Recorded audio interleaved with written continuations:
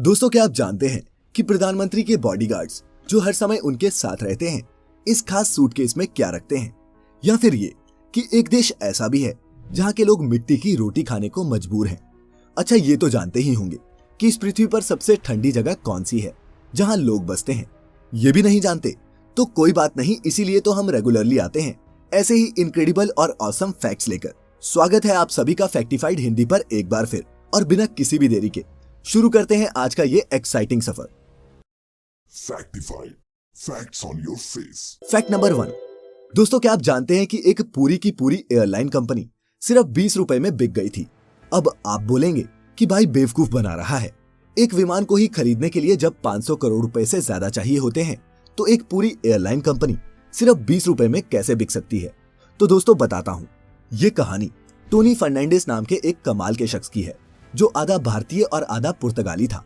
Tony ने London school of economics से business की पढ़ाई की और फिर वार्नर म्यूजिक हेडक्वार्टर्स मलेशिया में काम करना शुरू किया। तब कंपनी भारी घाटे में चल रही थी, लेकिन टोनी फर्नांडिस अपनी सूझबूझ के दम पर कुछ ही वक्त में कंपनी को लॉस से निकालकर प्रॉफिट में ले आया। फिर जब कंपनी अमेरिका ऑनलाइन के साथ मर्ज हो गई, टोनी ने अपने पद से इस्तीफा दे दिया। वो एयरलाइंस इंडस्ट्री में बहुत इंटरेस्ट रखते थे। यही कारण था कि उन्होंने साल 2001 में मलेशिया में प्लेन लाइसेंस के लिए अप्लाई किया, लेकिन उन्हें लाइसेंस नहीं मिला क्योंकि उनके पास एयरलाइंस कंपनी चलाने लायक पैसा नहीं था। उस समय मलेशिया के प्राइम मिनिस्टर डॉक्टर माताहिर मोहम्मद ये सब करीब से देख रहे थे। टोनी फर्नांडिस ने जिस तरह से वार्नर म्यूजिक जैसी कंपनी को नुकसान से निकाला था, वे बेहद खुश थे।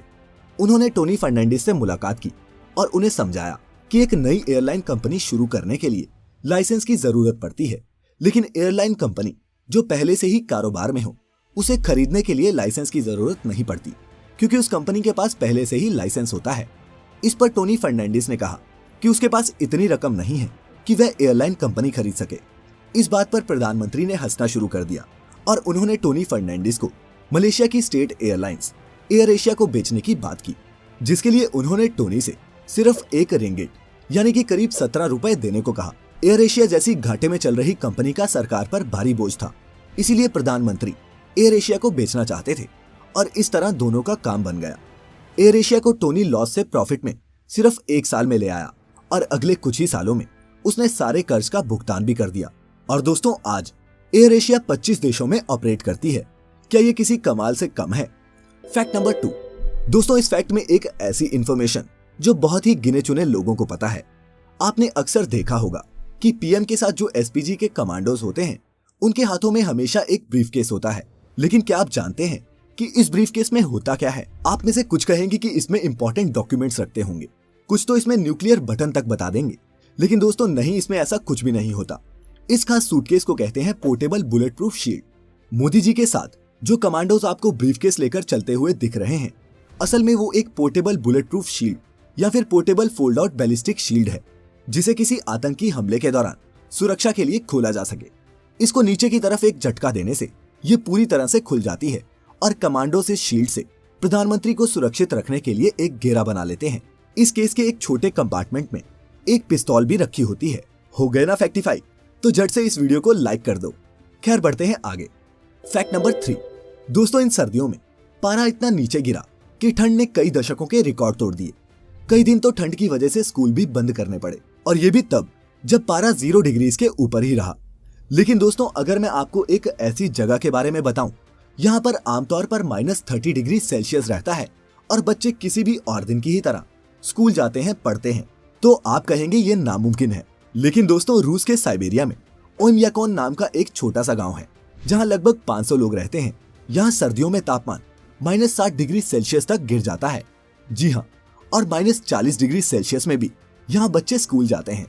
यहाँ लाइफ बहुत टफ है, लेकिन यहाँ रहने वाले जिंदा दिल लोगों से ज्यादा टफ नहीं। यहाँ अब तक का सबसे ठंडा तापमान -67.8 डिग्री सेल्सियस रिकॉर्ड किया गया है। मंगल ग्रह पर भी इसी के आसपास का तापमान होता है। ये बहुत ठंडा है। वहीं इस पृथ्वी पर ईस्टर्न अंटार्कटिक प्लेट्यू सबसे ठंडी जगह है, जहाँ का तापमान -93 डिग्री सेल्सियस तक गिर जाता है, लेकिन वहाँ कोई भी इंसान नहीं रहता। Fact number 4। दोस्तों, कॉफी हमारे कल्चर का हिस्सा नहीं रही है, इसीलिए जायज है कि हम इसके बारे में कम जानते हैं। दोस्तों, जब भी आप किसी रेस्टोरेंट में कॉफी ऑर्डर करते हैं तो कॉफी के कई वेरिएंट्स आपको मेन्यू में देखने को मिलते हैं, जैसे एक्सप्रेसो, लैटे, कैपुचिनो वगैरह। लेकिन क्या आप जानते हैं कि इनमें क्या फर्क होता है? हाँ, मैं जानता हूँ कि व्यूअर्स में सिटी ड्वेलर्स बोलेंगे कि ये भी क्या कोई फैक्ट है, लेकिन दोस्तों हम ये वीडियो सिर्फ शहरी ज्ञानी लोगों के लिए नहीं बनाते, इसीलिए ये बताना जरूरी है। तो दोस्तों, एक्सप्रेसो कॉफी सबसे स्ट्रॉन्ग कॉफी होती है जिसमें और कुछ नहीं, बस कॉफी पाउडर और थोड़ा सा पानी होता है। ये अक्सर दूसरी तरह की कॉफी के बेस के तौर पर इस्तेमाल की जाती है। दूसरी होती है फ्लैट व्हाइट, जो एक्सप्रेसो कॉफी में दूध डालने पर बनती है। हम अपने घरों में अक्सर कॉफी का यही वर्जन पीते हैं। तीसरी है कैपुचिनो, जिसमें एक्सप्रेसो कॉफी मिल्क और मिल्क फोम बराबर क्वांटिटी में होते हैं, और अगर इसमें दूध की क्वांटिटी को बढ़ा दो तो ये बन जाती है लैटे। समझे कुछ? अब अगली बार धोखा ना खाना। Fact number 5। दोस्तों, कॉफी तो समझ गए, लेकिन क्या कभी आपने मिट्टी की रोटी के बारे में सुना है? नहीं ना, क्योंकि आपको तो सुबह उठते ही बेड टी, फिर हेल्दी ब्रेकफास्ट, लंच और डिनर जो मिल जाता है, जहां एक तरफ खाने को लेकर हमारी ख्वाहिशें कम होने का नाम नहीं लेती, वहीं दुनिया में एक ऐसा भी देश है जहां के गरीब लोग पेट भरने के लिए मड कुकीज, जी हाँ, मिट्टी खाने को मजबूर हैं।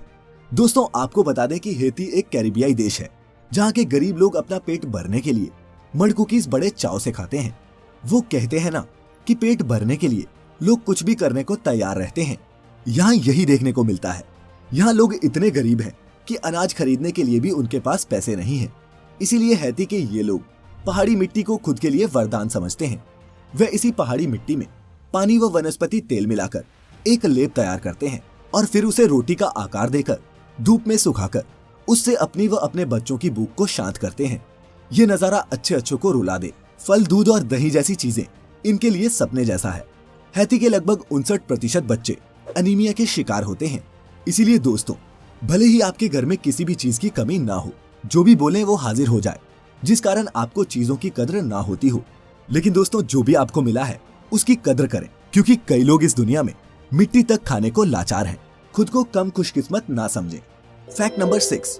दोस्तों, क्या आप जानते हैं कि लैम्बोर्गिनी, हाँ, वही सुपर कूल गाड़ी जो पंजाबी गानों की शान है, हमेशा से सुपर कार्स नहीं बनाती थी और एक जिद के चलते ही उनके इस कार बिजनेस की शुरुआत हुई।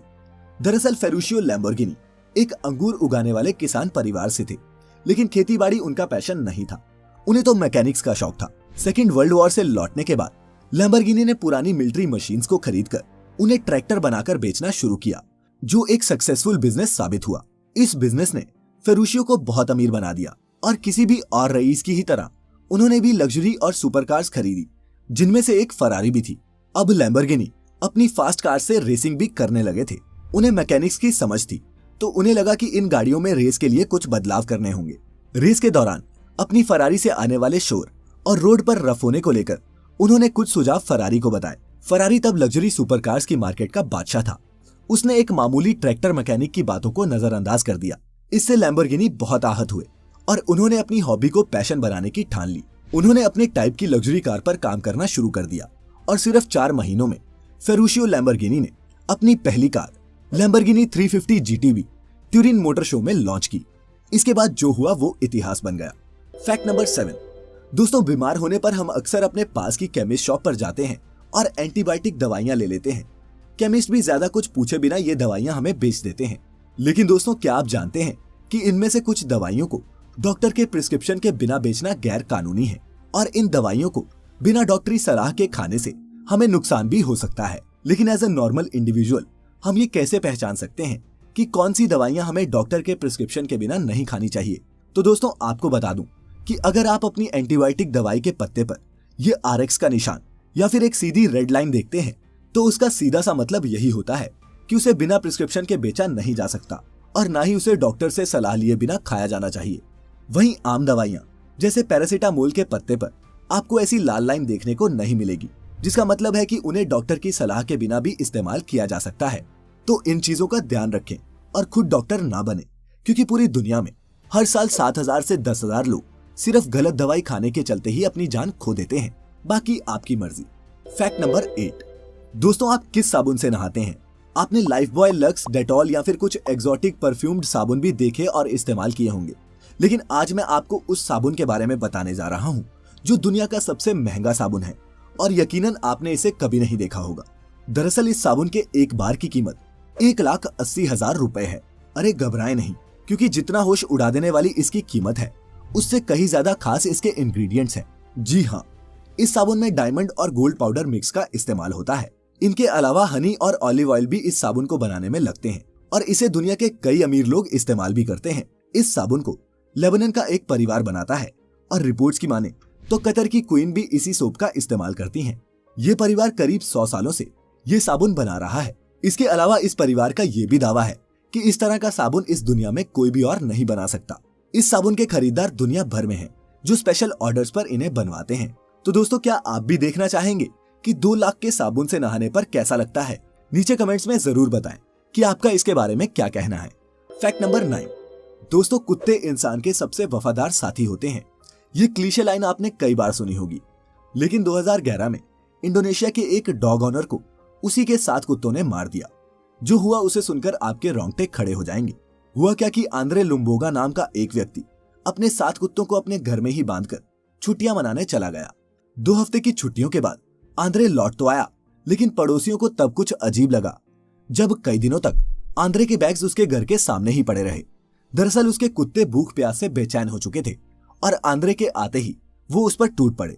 आंद्रे का सिर घर की किचन में मिला और बाकी का शरीर घर के आगे वाले हिस्से में। निश्चित है, भूख से तड़प रहे कुत्तों ने अपने ही मालिक को खा लिया।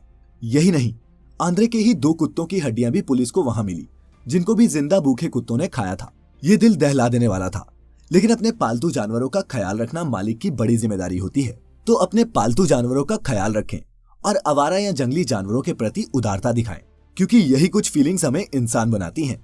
तो आज हम इंसानों ने क्या कुछ नया सीखा? अगर हाँ, तो इस वीडियो को अपने तक ना रखें। दोस्तों, रिश्तेदारों के साथ ये इन्फॉर्मेशन शेयर जरूर करें ताकि वो भी आप ही की तरह फैक्टिफाई हो जाएं। मिलेंगे फिर एक नए एपिसोड में ऐसे ही दांसू और धमाकेदार फैक्ट्स लेकर। तब तक अपनी सेहत का ख्याल रखें, खुश रहें और वीडियो देखने के लिए आपका एक बार फिर बहुत बहुत शुक्रिया।